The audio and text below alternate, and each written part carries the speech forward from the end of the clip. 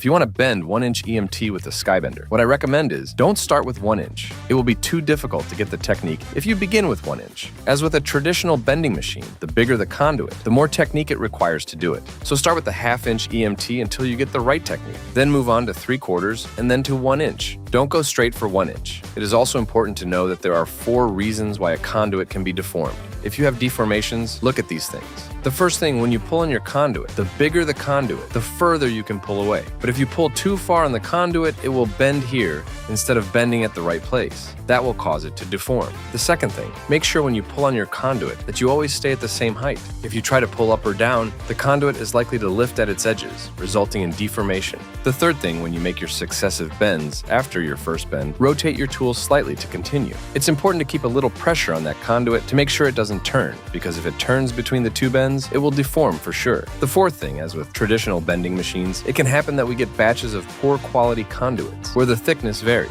They are more fragile, increasing the chances of deformations. So that's it. If I want to bend my 1-inch conduit, the important thing is to have a good position. Ensure you're stable on your elevated platform so that when you hold onto the conduit, it's the conduit that comes towards you and not you moving towards it. If you find it a little difficult to have a stable position, what I recommend is to cut a small piece of 1-inch EMT conduit, about 32 inches long, and insert it into your conduit straightener here so that you'll have good support. It will be easier to maintain a good position and to pull on your conduit. So if I show you how it's done, I advance my tool, pull on my conduit, advance, and pull like this.